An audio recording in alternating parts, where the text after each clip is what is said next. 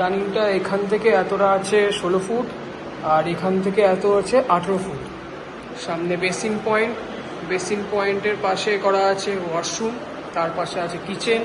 কিচেনটা যথেষ্ট লম্বা চড়া, ওইদিকে একটা জানলা দেওয়া আছে, আর্চ করা আছে, লম্বা চড়া কিচেন।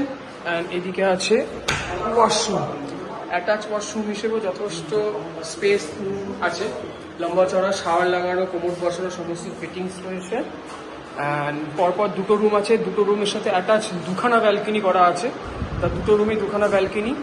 এটা হচ্ছে মাস্টার বেডরুম, অর্থাৎ এই রুমে একটা অ্যাটাচ ওয়াশরুম আছে। এই রুমটা অ্যাপ্রক্সিমেটলি লম্বা যেটা আছে 2, 3, 4, 5, 6, 7, 8, 14 ফুটের ওপর লম্বা আছে, আর চওড়ায় আছে 1, 2, 3, 4, 5, মানে 14x10 একটা রুম। এইদিকে হচ্ছে একটা অ্যাটাচ ওয়াশরুম। অ্যাটাচ ওয়াশরুম হিসেবেও এটা যথেষ্ট লম্বা চড়া এবং বড়, দেখতেই পাচ্ছেন কোমর বসানোর পর আরও কতটা জায়গা অ্যাভেলেবেল আছে।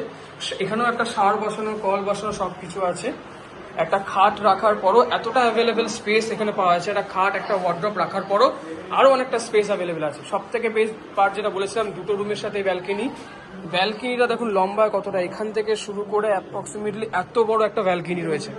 বাইরের পরিবেশ একদম খোলামেলা, হাওয়া বাতাসের কোনো অভাব এখানে থাকবে না, যথেষ্ট খোলামেলা পরিবেশ আছে।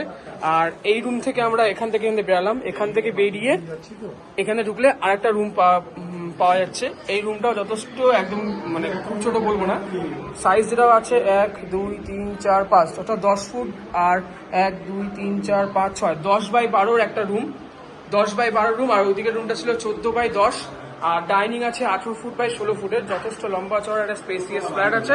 ফ্ল্যাটটা আছে 3rd ফ্লোর, ওভারঅল কত square feet? 915 square feet total area. Entrance এটা সুপার বিল্ড আপ, আর এখানে লিফটও আছে 3rd ফ্লোর।